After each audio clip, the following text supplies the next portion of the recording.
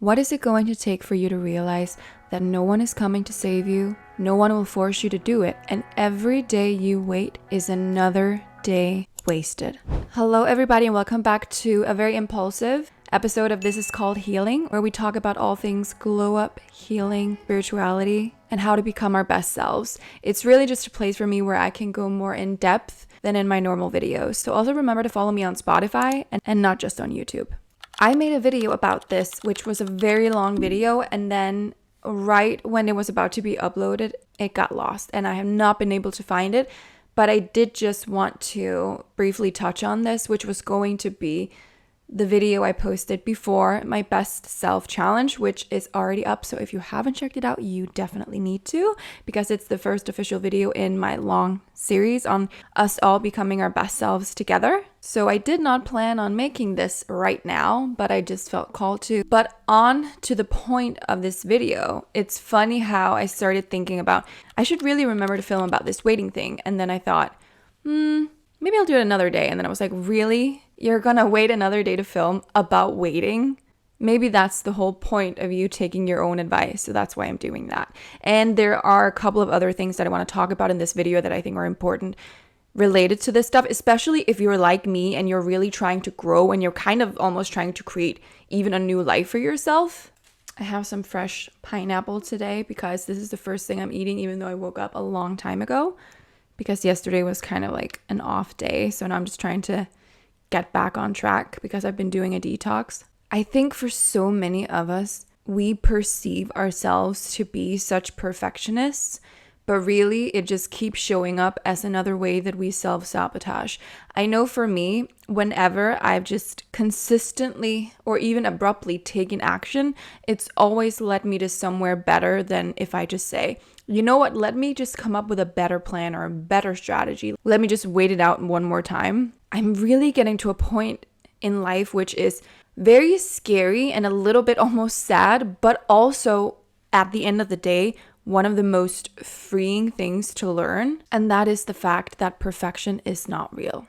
If you're gonna wait to be perfect, you're never going to get anything done. It's something that we hear so often, but do we actually take action on it in our own lives? Because it's so easy to be like, well, yeah, I know that. Well, if you know it and it makes sense to you, then why aren't you living like that? For me, I'm just recognizing as I'm changing my life more and more, I'm recognizing how much fear comes up the more authentic I'm trying to be, because it feels like then I'm having to step into a character that isn't really me. But at the end of the day, it actually is me more than anything, because maybe becoming yourself is more about unlearning who you've tried to be for so long, or who you've kind of been conditioned into being. And now you have to figure out, how do I show up authentically in this world? Especially when you're in your late 20s, or of course above that, you're going to feel weird about it. I am just starting a new job. I am starting my last semester before I have my master's. And I think if anything, I've just figured out that I want to work for myself. I love people, and I really want to make sure that I always work with people, because I wouldn't be happy if I just let myself, like, I wouldn't be happy as one of those content creators who completely works alone and just from home. Like, I really see myself thriving more in general when I have community and when I feel like I'm getting responses and I'm getting human interaction. But as I'm showing up and I'm doing these things and I'm learning and I'm having to push through that frustrating feeling of seeing a result of something that you're doing, and it's so far from what you saw in your head because you haven't built up to the point where you've gotten good enough yet to do those things.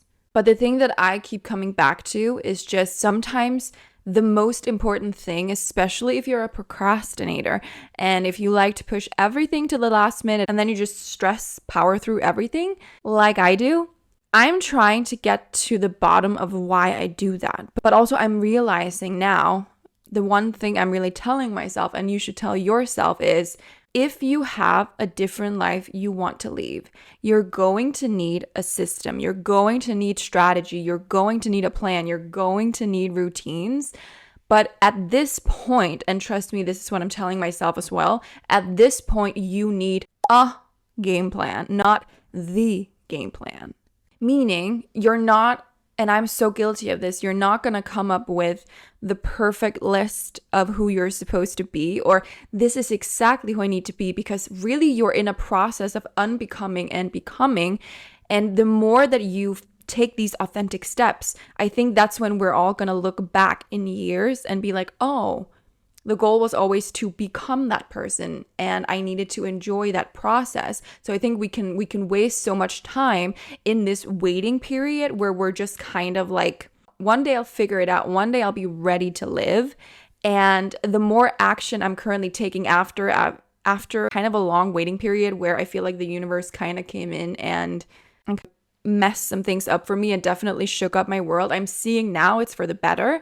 Now I'm starting a new job that I think is better suited for me. Even, all my jobs I'm still hoping are temporary because currently I'm also studying. But at the same time, I just know more and more deeply, and I think I've known this ever since I was very little, that I'm supposed to do something different that isn't corporate and it's supposed to be something where I don't have to feel stuck. I don't need to be doing things in the way that everyone else is doing. And most importantly, I cannot have a boss. And I think that's where you really need to do that work. For example, I know I can work so hard and I can really push myself. But if it's something that I'm not passionate about, or if I feel like I'm just a cog in the machine or whatever it's called, it's like all my motivation just dwindles. And then if you get stuck in that for too long and you get somewhat comfortable, you just get to a point where you think, well, I am that person who is unmotivated, kind of depressed and lazy, and then all of these bad habits are just going to start to accumulate. And that's not where I want us to be, because we have so much more power and agency. And not only can we change who we are throughout time, we are supposed to. I think we have such a weird mindset with each other and the way we judge each other when it comes to change and growth. And of course, it's because it's uncomfortable to see someone we know get better, because we start to turn inwards and we see it as, now I need to change, don't I? And then if we're not willing to do that, we're just going to start to either shun that person who is changing, or we're going to start hating on them. I know I've seen it in my own life where, yes, I've seen people do it to me, but I've felt really jealous of other people, whether I know them or I don't know them. But when you get to the point where you realize I need to have a lot of awareness and see where this triggers me and where this could actually inspire me to do better and to be better, then I think that's where we're really going to find a magical zone. But the most important thing I'm going to say in this video, I'm going to say right now. So please listen. What I want for us all, me included and you included, obviously, is to, of course, commit to the best self challenge and create a baseline for yourself. That's besides the point. You need to get to a point where you realize that it's not the routine and it's not the thing you do and it's not what everyone else is telling you to do that you need to do. And that is exactly why I'm always imploring you guys through these challenges to trust that you can kind of mold it into what you need to do, because at the end of the day, you can commit to challenges like 75 hard and other difficult challenges where you push yourself and you can become a lot better. But if you don't get to the point where you within yourself face your core wounds and the core reasons and habits you have in your life that are destructive, then you're not going to stop self-sabotaging. So what I really wish for us is to, on this day that you see it, commit to yourself by saying, I am no longer in the waiting period of my life. I am going to live my life. And even write that in the comments and tell me in your life what that means if you want to. Because I think what can be so dangerous sometimes is you can watch something that's motivational, but then you get back into your life and you start to see, oh, this is just the same life that I had before. And it takes a lot and it's really hard to change. And that's where environment, which I also have a whole video on, is really important. And that's one of the main things I'm changing in my life right now, because I'm starting to face the fact that I have these different aspects of me that I feel maybe more ashamed of, or that I feel like I have been shamed for. It comes to more like the feminine and creative and maybe even a little wilder side of me. But it also comes to me when I want to be a boss, do things that's going to require me to really use my intelligence. I think that's one of the things where I've always kind of been told inadvertently that I'm maybe a little bit more of a ditz and I'm spiritual and I'm creative. And then if you have to step up into that role, then it can just start to feel really scary because it's like you're going against what everyone else tells you you are. But that's also why it's so important for you to realize that you are who you commit to be and become. And that's why we need to be able to hold that space for ourselves in that period of becoming, because that's why we are stuck in this waiting period, because we're afraid to go into that phase where it's us beginning and we're starting to change, and suddenly you're gonna have to be seen out in the world changing. I'll make a whole video on fear of being seen, thank you. And I'm seeing that in my own life, and I think that's why I take a few steps and then I go back a little bit, because you can get to a point where you realize the only next step that can happen from here is taking the leap and being seen by people you already know, by more people in the world. And you're going to have to be in it, doing the thing, creating the thing that you want to do, or being the person that you want to be. And it's scary when you haven't really done that fully before. So it can just be easy to kind of hold on to this coping mechanism of one day and the person I want to be and the person I want to become. And it's going to be so magical and it's going to be so amazing. But how can it ever be that way if you don't allow yourself the process of becoming? And it's really my mission in life now to make all the people who settle in life but feel like they have so much in them to give, realize it and commit to becoming their best selves. I have been watching things and listening to interviews about human potential and the mind, and it's really incredible when you see people who commit to these certain things that you never thought were possible, and seeing people, the different challenges that people go through and the hardships, and see how positive their mindsets are, see how resilient we are as human beings. And because obviously we live in such a comfortable world, or a lot of us do, the things that shouldn't technically be scary actually feel scary to us. And one of the most powerful things that we can do is to look at what is the worst thing that can happen if I commit to doing this thing. If I stop waiting on a passion or a desire I have, what is the worst thing? Define the failure. If you commit to a goal of becoming a certain person and you're deciding also to enjoy the process, because I truly believe that it's only when you're fully committed that you're going to enjoy it. If you think that there's an end goal and a prize to win and then you just go back to your old life, then why would you ever commit? It has to be about the person that you're becoming. So if you define what failure would look like if you commit to something, then you can kind of see it in front of you, and you can start to go against it, and you can start to kind of spot the holes in your own story, because it is a flawed premise, because your brain is trying to keep you safe from doing things that are different, because it's survival and it's just trying to keep you alive. But we want to do more than be alive, we want to thrive, right? So the next part of that would be define what happens, and really do this.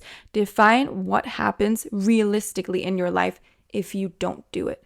Dan Koh has this amazing thing I think he came up with that's called the anti-vision. He talks about how you write down, what is my life going to look like if I do exactly these things still in the next year, 5 years, 10 years? And that's probably going to be a way more scary and realistic picture than the other one.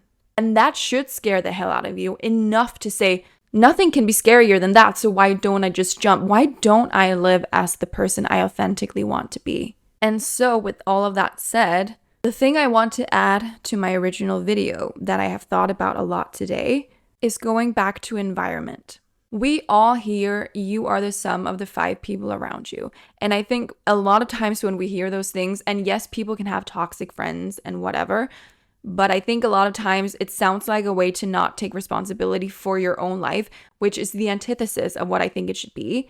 What it needs to be is you look around realistically and say, who are the people, what are the places, and what are the habits that I'm spending the most time on every single day? What do I do when I'm out? What do I do when I'm with these certain people? What are they bringing to my life? Of course, what am I bringing to their life? How does it work with the life I want and the person I want to become?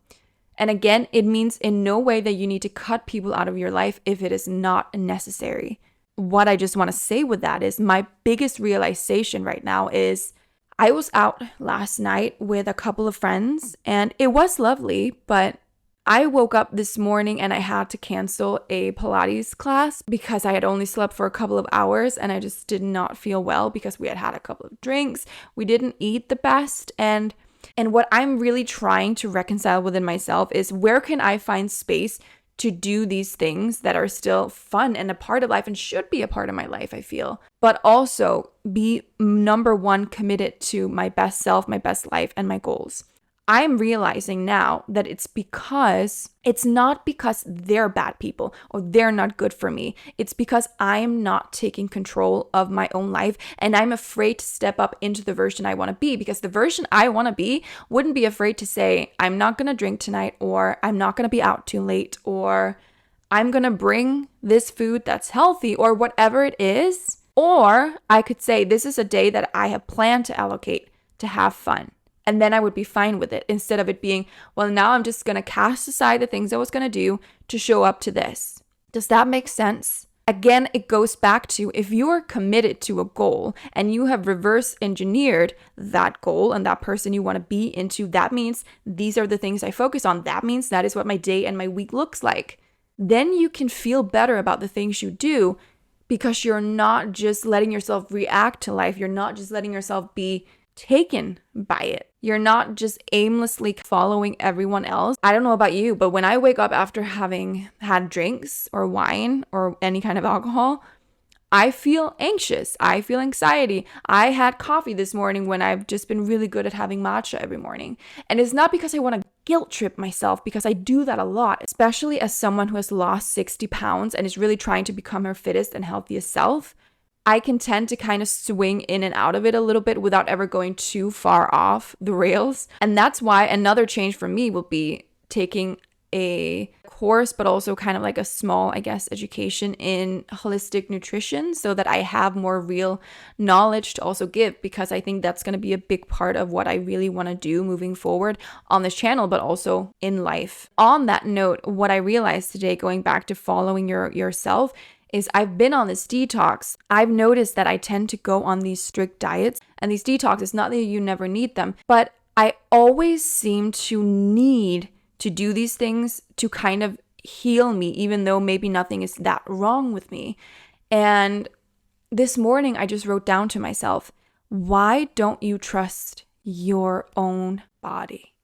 And I think that is so important, especially for us women, to get in tune with our body, with our cycle, with how we're supposed to eat for ourselves individually. And I understand if you live an unhealthy life, that can be hard to tune into. But for me, it's really saying, I can see that my body reacts well to eating pescatarian and not eating meat. I haven't eaten meat for a long time, but getting in protein is important. But whenever I've tried to go really low carb, I just don't function as well. And I can just tell that it's not what's supposed to be for me. When I eat an abundance of fruit, that's where I work really, really great. But then I read something about, well, you shouldn't even get the fruit sugars, or you need to try this.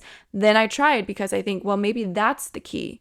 But this morning I was just like, why don't you just try even a detox that you make for yourself, where you say, this is what you're going to follow, and you actually trust your own expertise on this one, because you've done pretty darn well so far. And that goes back to one day I stopped waiting, so I started losing weight. I started changing my identity, but holy moly, was it a freaking process, right?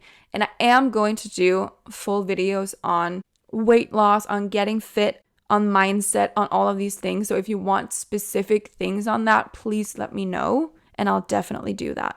But going back to environment again, if I want to be healthy, fit, if I want to commit to certain goals that have to do with the body, if it has to do with business and creativity, then I need to look around in my life and see, how many people do I have in my life that reflect those goals, that reflect and could build up the person I want to be. I'm getting better and I'm starting to open up. I'm starting to apply myself and I'm starting to get out in the world and do these things. But it's very much in the beginning phase and I still need to push myself a lot harder. But my point with that being, it's not about discarding my friends, because a lot of them are great people, but I can't be the person who in my world of fitness is the one who knows the most and is the one only teaching. I need to be a small fish in a big pond. Is that what the saying is? Because I'm keeping myself safe, because I also see how uncomfortable I get when I see people who I perceive as quote unquote better than me at certain things, instead of being inspired and pushed and just eager to learn. But obviously, that's the only way you get there. That's the only way you do it. And again, that's why we keep going back to this waiting period. But I'm afraid that one of these days, we're going to wake up and just realize that all we did was wait. The way that life was supposed to feel never happened because you never had the experience to get to know yourself, because you never did things. And that's honestly, as I sit and say that, I almost want to cry, because that's scary. That's really scary, because I also know how much I'm still going to have to push myself, because now that I've started, it's almost like the fear is going to keep coming up. And I'm assuming that it's hopefully going to be less and less the more you do things. But every single time I try to do something new, my imposter syndrome and my old self just goes, ooh, that is not you. What are you doing? Alarm, alarm, alarm. When I first had my spiritual awakening, I was the girl who loved being a hermit. And I think that's a big phase. And even before my spiritual awakening, I was very much a type B before I changed my body. Like, I have had moments in life where I just no longer resonated with the person I have been. But it's just so scary to go against that, because then who am I? What is my identity? And I think I'm going so deep on all of those aspects. And that's why I want to dive deep into each aspect, whether it's love, attachment styles, spirituality, doing things, learning things, going to new places. That's why I want to talk about those things with you. And I really want to have a dialogue going, and why I want to do more things on TikTok as well, so that we can kind of have more of a quick paced flow going, to see momentum as well. Because I want to see for myself, what happens if I'm all in? What happens if I don't stop? And I think you need to see that for you too. And you need to be honest with yourself and recognize who is it that you want to become, and not what challenge can you do where every single rule is set up for you? What diet can you do where everything is set up for you? How can you listen to yourself and trust yourself? Because you're never going to get out of that waiting period if you assume that the answer is always outside of yourself. And I think maybe that's a really good place to end it. And again, I just really want you to reflect on what happens if you keep waiting. You can, because I've done this too, you can keep telling yourself, well, I have too much to do. I will try to look into this once I XYZ. What does that change for you? Making excuses, what does that change for you? I think it's the trainer Jillian Michaels who says, if you fight for your limitations, you get to keep them. Really think about that, and think about what you need to do to not wait in your life, because I don't think if you didn't feel it that you would have even pressed on this kind of video. I don't think it would have popped up for you. And it's something that I need myself as well. And I think me doing it and me sharing it and talking about the things that I'm doing is a really great way to keep me accountable, but also for you to reflect on your own life and what you're doing. Because I'm really hating that I'm starting to look around and I don't recognize the person I want to be. I feel like I'm not being authentic in life because I keep the biggest parts of me hidden to the people I know, but not to you guys, but to the people that I know. And that seems silly to me. But I think I thought that I needed to get to a point where I felt so sure of who I was until I could jump.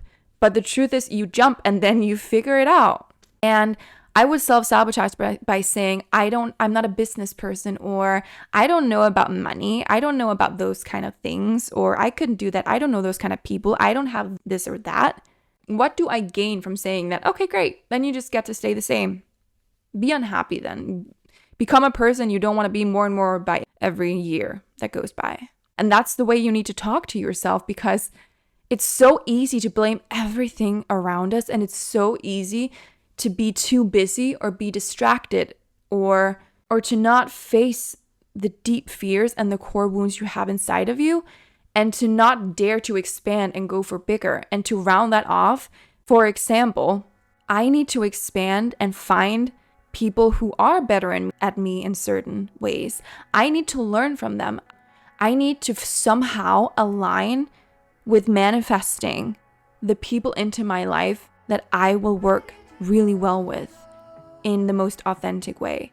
And then I need to be really okay with allowing that process to unfold. And the truth is, I already have a list of ideas on how to do that. Now I just need to execute on it. And I think it's because it feels so scary that once I do that, there is no going back. but that's the whole point, right? I hope that made you think about some things, and this was, like I said, totally impulsive, and I didn't really talk about most points that I did in my original video, but maybe that was the point of why it got deleted. I don't know. But please go do the Best Self Challenge, because it really is all about making it fit into your life. And I'm currently doing it for me right now as well. But I'm also learning, and the experience that I had yesterday with being out, it just showed me it's not really where I am anymore. I really want to be with people who are going to make me grow. And I'm not looking to go out there to find someone to flirt with. I want my person now. And I'm okay with being completely single until that happens. But if I keep acting in ways that aren't in alignment with that, what am I going to do? What am I going to become? When am I ever going to become that person, right? You need to really get okay with the things you're doing by taking full ownership. So even if you don't fully know what your life is supposed to look like, or what you want it to look like, start with the things I mentioned in this video. I'll try to make a list of the most relevant stuff, but comment that you're not going to be in the waiting phase of your life anymore. And what is the first step that you can take? And if we can start building a community and really support each other, that would obviously be the biggest, most amazing thing, because then we start to gain momentum and we start to really see things grow. But I'm going to let you in on one of my biggest goals. It would be to do a workshop, an event, even like a retreat one day, where we just really do this work together and we see each other in person once we build a bigger community. And I would love to do that in different countries. That is one of my biggest dreams that I'm not going to keep only inside of me anymore, because it's something positive that I want to do. And I don't know why I would feel like such an imposter for that. I don't know why it would be better for me not to pursue that. So yes, that is all I had to say for now. So I hope that you have the most amazing week, rest of your week, new week, whatever day or time you're watching this. And I will see you very soon in the next video.